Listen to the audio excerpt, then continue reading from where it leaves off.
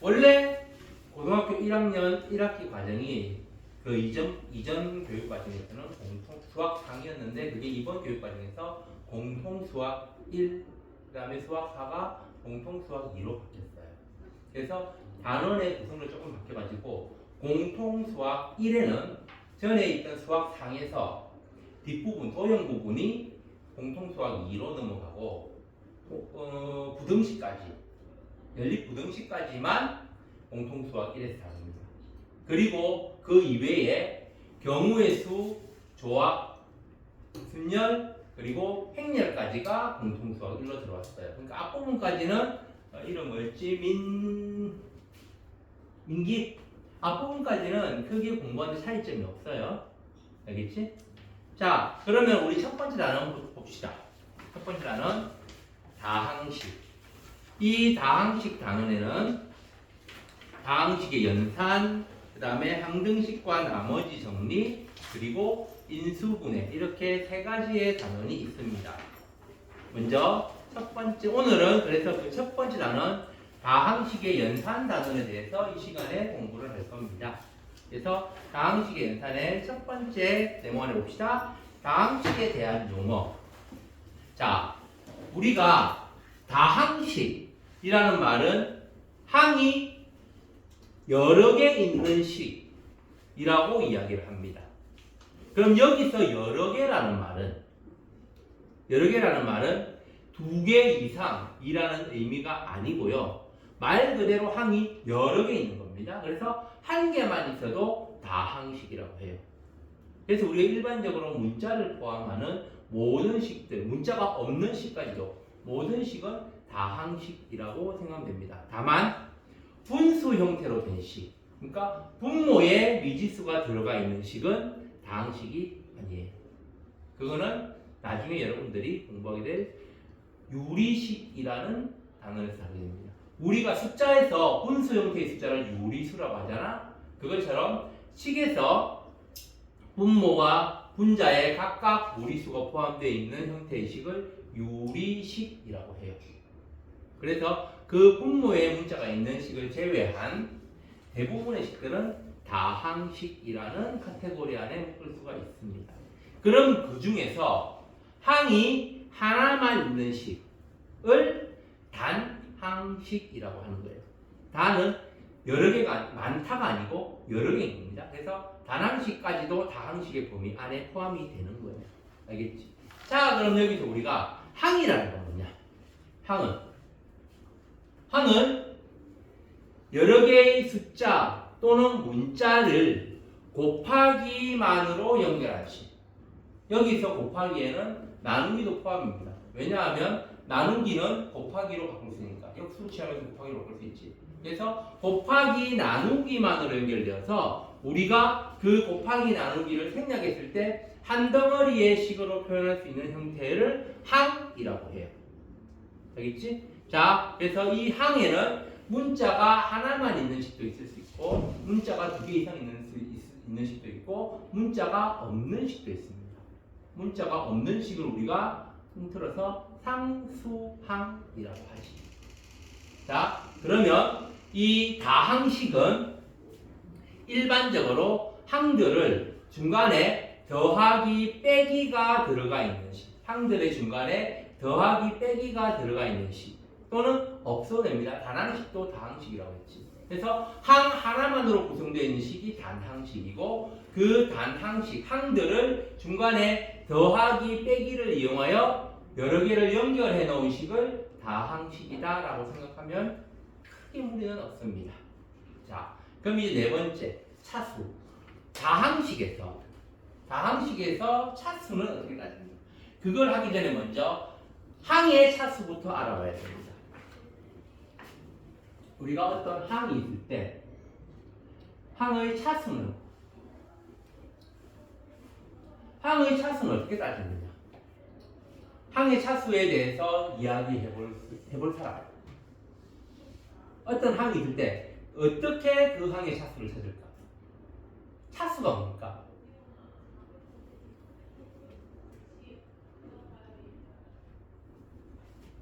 다 배운 거 아니에요? 중학교 1학년 때부터 배우지 이거. 1차, 2차, 1차식, 2차식 그러면서 중학교 2학년 때도 나오고 3학년 때도 당연히 나오고. 차수가 뭘까?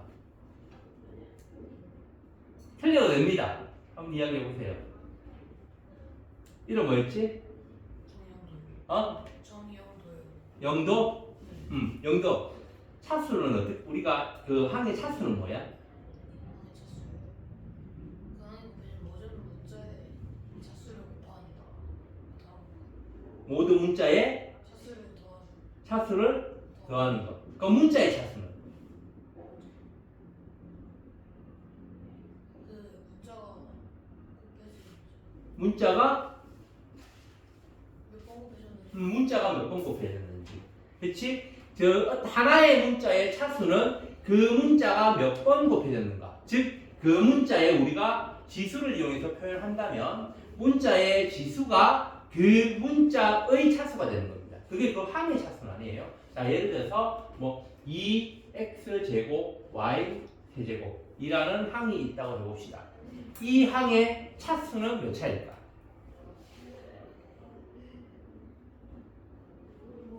우리가 보통 몇 차 항이라고 이야기를 하잖아. 이 항은 몇 차 항일까? 5차? 또 3차? 또 2차? 6차?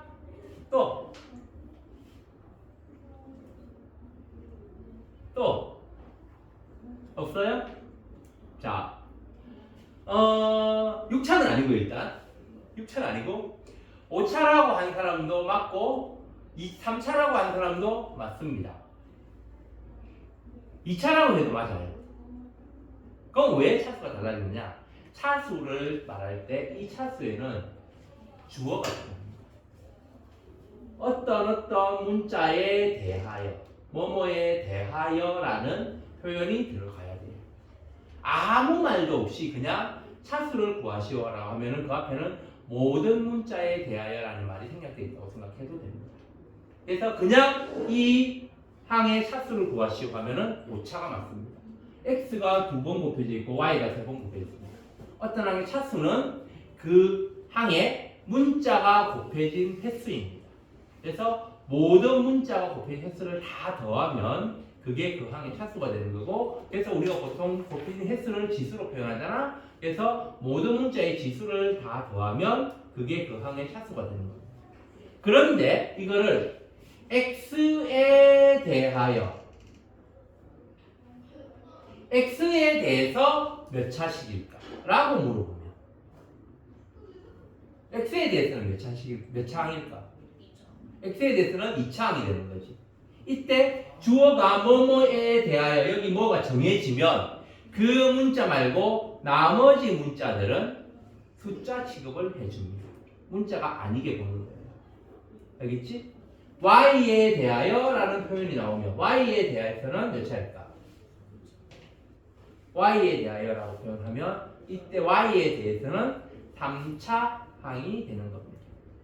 알겠지요? 이렇게 항의 차수는 그 항에서 문자가 곱해진 횟수. 그래서 주어가 필요합니다. 어떤 문자가 몇 번 곱해졌는지를 알아봐야 되기 때문에 주어가 필요합니다. 뭐뭐에 대하여라는 표현이 들어가야 돼요. 자, 그러면 항의 차수 이렇게 알아봤어요. 그러면은 식의 차수는 다항 식의 차수는 어떻게 될까? 어떤 식이 2차식이다, 3차식이다, 뭐 1차식이다 그렇게 표현하잖아. 그 2차식, 3차식, 1차식을 바르는 기준이 뭘까? 가장 차수가 높은 항의 차수. 그치? 그 다항식의 가장 차수가 높은 항의 차수를 그 식의 차수로 정해줍니다. 3차항이 제일 높은 항이다. 그러면은 그 식은 3차식이 되는 거고, 2차항이 제일 높다. 그러면 2차식이 되는 겁니다. 일반적으로 문자가 하나밖에 없는 식, 뭐 x에 대한 식, 그런 경우에는 x의 지수 중에서 가장 높은 지수가 그 식의 차수가 되는 겁니다. 알겠지요? 자, 그러면 개수는 다 알지? 개수는 다항식에서 항에서 문자 앞에 곱해져 있는 숫자, 이걸 우리가 개수라고 합니다. 그래서 문자를 제외한 나머지 부분, 우리가 아까 차수에는 주어가 필요하다고 했지. 그래서 2x 제곱 y 세제곱, 여기에서 x의 개수를 구하시오 라고 했다. 그러면 x의 개수는 뭐가 될까? x의 개수는 2가 아니고 2y 세제곱, 이게 x의 개수가 되는 겁니다. 알겠죠? 이렇게 차수와 마찬가지로 개수를 정할 때도 주어가 필요합니다. 어떤 문자에 대하여 라고 하면 그 문자 말고 나머지는 전부 숫자 취급해서 개수로 받아들여야 되는 겁니다. 알겠죠? 자, 그러면 상수항이라는 걸, 우리가 보통 상수항은 어떻게 이야기를 하지? 그치, 숫자만으로 이루어진 항을 상수항이라고 하지. 그런데 우리가 좀 전에 x에 대하여라고 하면 x를 제외한 다른 문자는 전부 숫자 취급해야 된다고 했지. 그러면 만약에 2xy 제곱 더하기 3y 빼기 5라는 더하기 5라는 방식이 있다고 봅시다. 이거는 x에 대하여 상수항을 구하시오라고 하면 뭐가 될까? 3y라고. 그치? 3y 더하기 5, 요게 전체가 상수항이 되는 겁니다. 알겠지요? 5만 상수항이 아니에요. x에 대하여라고 하면 x를 제외한 다른 문자도 전부 상수 취급을 해야 된다라고 했습니다. 그래서 그 책에서 어떻게 설명이 되겠느냐? 다항식에서 숫자만으로 이루어진 항이라고 단순히 안 돼 있고 어떻게 돼 있어? 특정 문자를 포함하지 않는 항 또는 숫자만 있는 항이라고 되어 있습니다. 알겠지요? 그 특정 문자라는 건 아까 이야기했던 주어 뭐뭐에 대하여 라는 표현에 들어가는 문자를 특정 문자라고 하는 겁니다. 알겠지요? 자, 그럼 마지막으로 동류항이라는 것은 뭐냐? 동류항은 같은 종류, 뭐가 같아야 돼? 문자의 종류가 같아야 되고 그 문자의 차수도 같아야 됩니다. 이렇게 문자와 차수가 같은 항을 동류항이라고 합니다.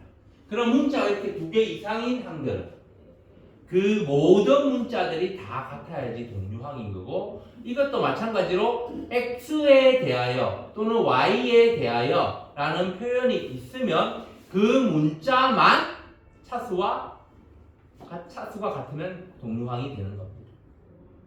알겠지요? 자, 이런 거 헷갈리지 말고 잘 기억해두도록 합시다.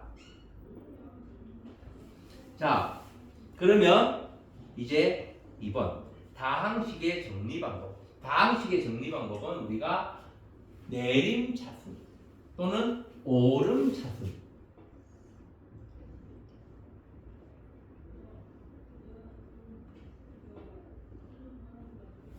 이렇게 두 가지의 정리 방법이 있습니다. 내림 차수는 내려가는 거예요. 말 그대로 차수가 내려가는 거. 그래서 내림 차수는 차수가 가장 높은 항부터 차근차근, 예를 들면 뭐 3차항, 2차항, 1차항, 상수항의 형태로 순서로 적어주는 것을 내림 차순이라고 하고, 반대로 오름 차수는 차수가 낮은 것부터 상수항부터 1차항, 2차항, 3차항, 상수항은 일종의 0차항이라고 할 수 있는 거니까 이렇게 차수가 낮은 것부터 높은 순으로 올라가는 형태로 적는 것을 오름 차순이라고 합니다. 대부분의 식은 내림 차순입니다. 오름 차순은 아주 특수한 경우에만 쓰기 때문에 크게 신경 안 써도 되고, 내림 차순으로 정리를 할 때 그러면 우리가 다른 문자가 섞여 있으면 어떻게 하는 거야? 다른 문자가 섞여 있으면, 즉 어떤 식이 x만 있는 게 아니고 x와 y가 동시에 있다. 그러면 아까 어떻게 하라고 했지? x 말고 x에 대해서 내림차, 이것도 마찬가지로 그래서 주어가 필요한 겁니다. x에 대해서 내림차순으로 정리를 하시오. 또는 y에 대해서 오름차순으로 정리를 하시오. 그런 식으로 문제가 나올 거예요. 그러면 그 주어에 정해진 문자 말고 나머지 문자는 숫자 취급을 해주는 거예요. 그래서 예를 들어서 뭐 x의 세제곱 더하기 2x제곱 y제곱 더하기 3y 더하기 2x 빼기 7 뭐 이런 식이 있다.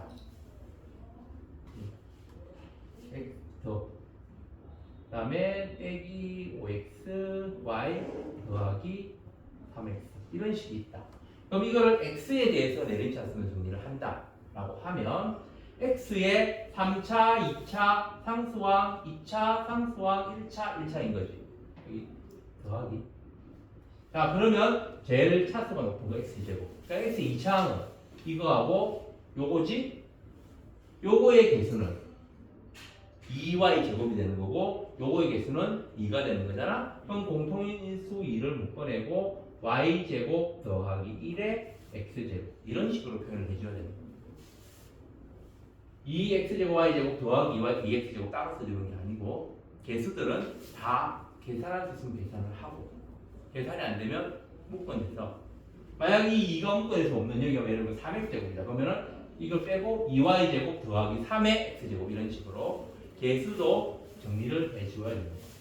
그 다음에 1차항 마이너스 5y 하고 3이지 그러면은 3 빼기 5y 그럼 마이너스 5y 더하기 3의 x 그 다음에 상수항 빼기 7 더하기 3y 빼기 7 나머지 문자도 가능하면 내림차순으로 실제 문자 취급은 안 받지만 나머지 문자로 표현된 식들도 내림차순으로 정리를 해주면 좀 더 보기가 편합니다. 자, 그럼 우리가 식을 왜 정리하느냐? 이렇게 되어 있는 식을 이렇게 정리하면 내 x에 대해서 내림차순 정리를 한 거지. 내림차순으로 정리를 하는 이유 또는 오름차순으로 정리를 하는 이유. 식을 왜 정리할까? 식을 정리하는 이유는 뭘까?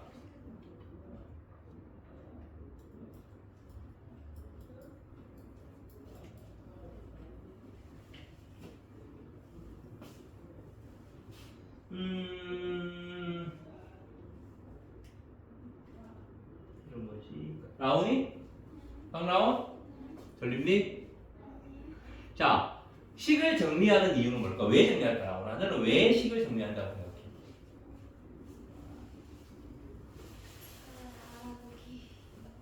잘 알아보기 위해서 뭐를 잘 알아보기 위해서? 응? 응? 식을 잘 알아보기 위해서 승훈이 식을 왜 정리한다고 생각해? 인수분해할 때 편안하고 그 다음에 이게 뭐였어? 영도? 식을 왜 정리해? 인수분해하려고? 그 다음에 민기? 맞나? 민기는 식을 왜 정리할까? 보기 편하라고. 안 정리되어 있으면 불편하나? 보기가? 안 정리되어 인수분해 자. 안 정리되어 있으면 뭐 불편한 감이 있지? 그지? 뭐가 섞여 있으면 차례대로 딱 높은 것도 딱 정리되면 보기가 좋아요. 그지? 뭐가 보기 좋을까? 인수분해할 때 정리되어 있으면 왜 편할까? 정리가 되어 있으면 왜 편할까?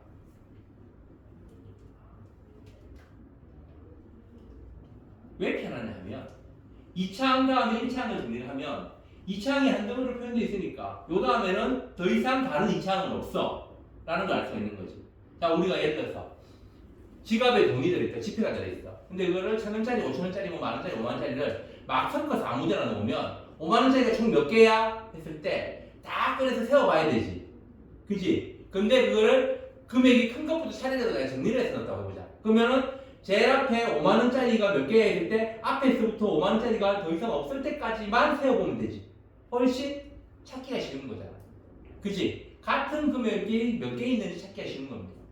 식에서는 그걸 어떤 개념으로 좀 생각하면 되느냐? 바로 동류항을 찾기가 쉬운 겁니다. 두 개의 식을 비교할 때 어디까지가 2차항이고 어디까지가 1차항이고 어디까지가 상수항인지 그런 것들을 찾기가 쉬운 거예요. 이렇게 섞여 있는 거고. 그래서 정리한 다음에 뭐 더하기 빼기를 하든지 곱하기를 하든지 해서 하는 게 빼먹기 안 빼먹기 좋다는 겁니다. 알겠지? 그래서 식을 동류항을 좀 더 쉽게 찾기 위해서라고 나는 생각을 해요. 뭐 이거는 선생님들마다 생각이 조금씩은 다를 수 있습니다.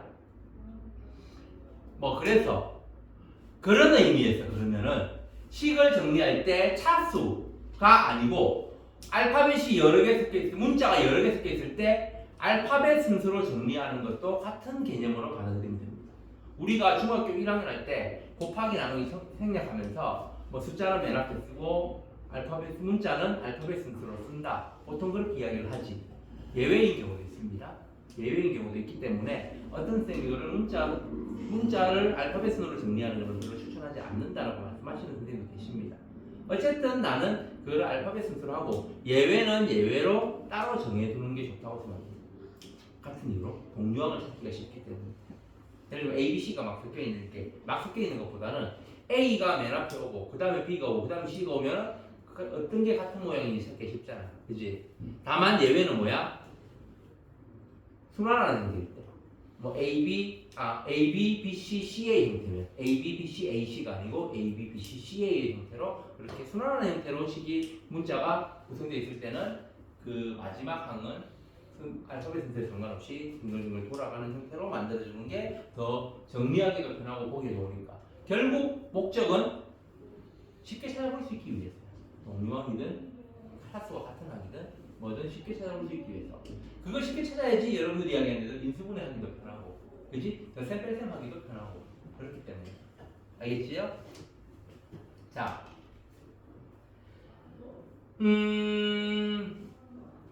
자, 그 다음에 우리가 이거는 나중에 인수분해할 때 자주 등장하는 건데 문자가 여러 개 있을 때 하나의 문자에 대해서 내림차수 정리를 한다.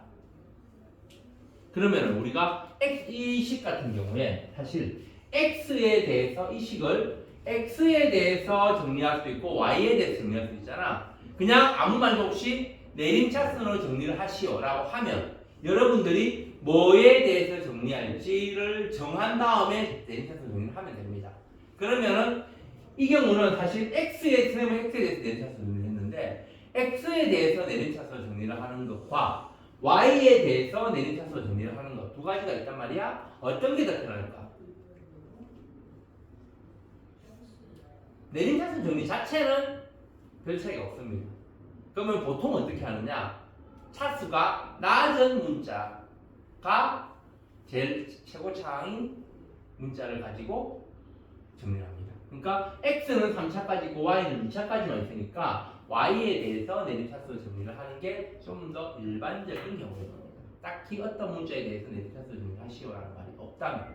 그래서 여러분들이 이거를 익숙하게 해두면 나중에 인수분해할 때 항이 5개 이상이고 문자가 2개 이상일 때 한 문자에 대해서 내림차순을 정리를 한다 문제를 풀잖아. 인수분해 하잖아. 그때 차수가 낮은 문자에 대해서 내림차순을 정리를 하는 게 좀 더 자연스럽게 되는 겁니다. 자, 그 다음 이제 세 번째 다항식의 덧셈과 뺄셈. 그러면 이제 다항식의 계산으로 넘어가서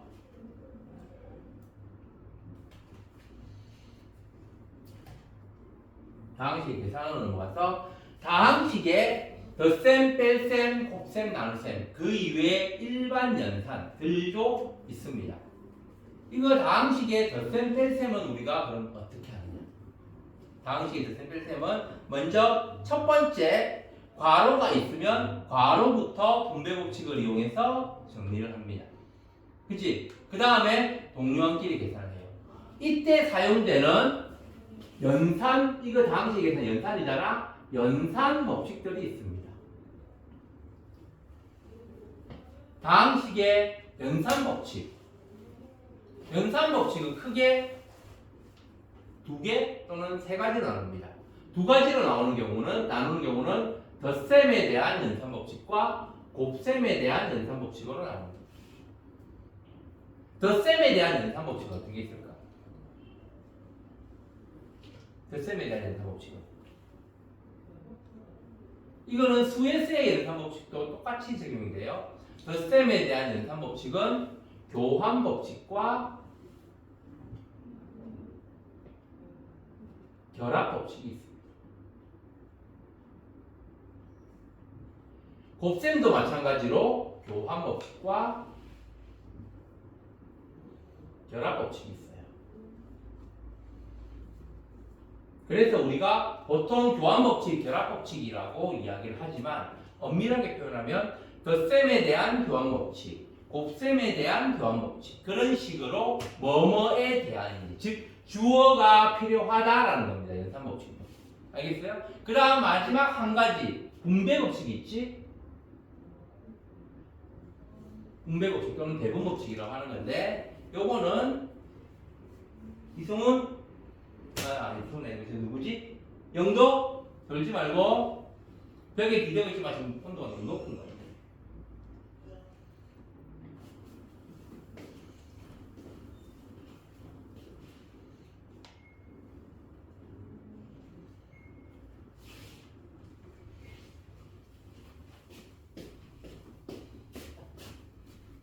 저 뒷자리가 돌리면 서서 뒤에서 들으라고 만드는 자리는 아니지만 여기에 저탕이 좀 많이 남다 보니 여기가 떠는 건데 그렇게 사용합니다. 그러니까 수업 듣다가 졸립다. 그러면은 누가 안 시켜도 스스로 일어나서 뒤에 책 가지고 나가서 뒤에서 수업 들으면은 서서 있으면 좀 안 졸리니까. 알겠어요? 안 시켜도 그렇게 해도 됩니다. 자, 그래서 교환법칙은 그럼 뭐냐? 교환법칙이 뭐지? 영도 교환법칙이 뭐야? 덧셈의 경우법칙이 곱셈의 경우법칙. 그러니까 교환법칙이 뭐냐고? 뭐? 순서를 바꿔서 더하거나 곱해도 공식이 성립하는 상태. 순서를 바꿔서 더하거나 곱해도. 예를 들어서 2 더하기 3 더하기 5가 있다. 원래 우리는 뭐 어떻게 하냐? 이렇게 표현되어 있어 이거를. 그러면은 덧셈의 교환법칙을 이용한다라고 하면 어떻게 하는 걸까? 5 더하기 3 더하기 2. 그치? 이거를 만약 5 더하기 3 더하기 2로 바꿨다. 이러면 덧셈의 교환법칙을 이용한 겁니다. 그치? 그럼 덧셈의 교환법칙은 뭘까? 덧셈의 교환법칙은 덧셈끼리는 수나 식의 위치를 바꾸어도 그 등식이 성립한다 라는 게 덧셈의 교환법칙입니다. 그러면은 뺄셈은 교환법칙이 원래 성립하지 않지. 5 빼기 3과 3하고 5의 위치를 바꿔서 3 빼기 5를 하면 그거는 결과가 다르니까 성립한다라는 말은 결과가 똑같다라는 겁니다. 그러면 뺄셈일 경우는 어떻게 하느냐?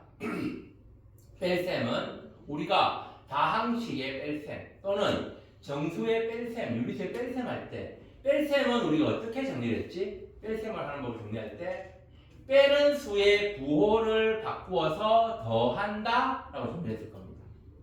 그래서 뺄셈은 덧셈으로 바꿀 수가 있어요. 예를 들어서 5 빼기 3은 5 더하기 마이너스 3 이렇게 바꿀 수 있지.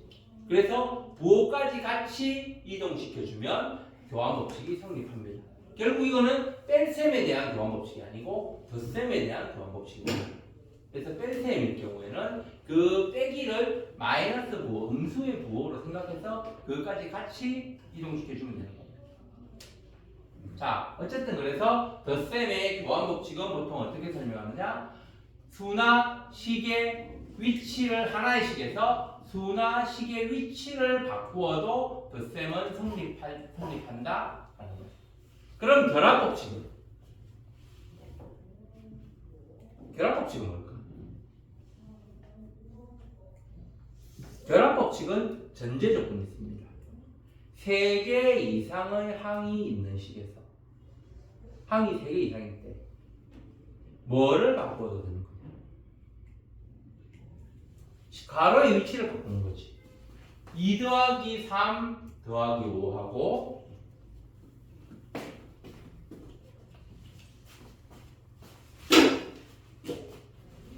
2 더하기 3 더하기 요게 서로 같이 덧셈에서는 이렇게 괄호의 위치를 바꾸는 거. 그럼 괄호의 위치를 바꾸면 뭐가 달라질까? 괄호의 위치를 바꾸면 먼저 계산하는 게 달라지는 겁니다. 그래서 결합법칙은 왜 항이 3개 이상이어야 될까? 세 개 이상이어야지 두 개씩 묶은 괄호의 위치가 달라져 있으니까. 그렇지? 그래서 결합 법칙은 그 계산의 순서를 바꾸어도 결과가 그 등식이 성립할 때 결합 법칙이 성립한다라고 합니다. 자, 그래서 계산의 순서를 바꾼다. 계산의 순서를 바꾸려면 우리가 괄호를 바르게 묶어주면 되는 거지. 그래서 여러분들 흔히 결합 법칙을 괄호가 달라지면 우리가 이거는 결합 법칙을 사용했다라고 이야기를 하잖아. 괄호가 달라졌다는 말은 계산의 순서가 달라진 겁니다. 그래서 결합 법칙은 계산하는 순서를 바꾸어도 A하고 B를 먼저 더할 걸 B하고 C를 먼저 더하고 마지막에 A를 더해도 등식이 성립한다라는 거. 그게 결합 법칙이에요. 교환 법칙은 순화식의 위치를 바꾸는 겁니다. 계산의 순서를 바꾸는 게 아니고 2 더하기 3 더하기 5를 3 더하기 2 더하기 5, 2하고 3의 위치를 바꾸는 거예요.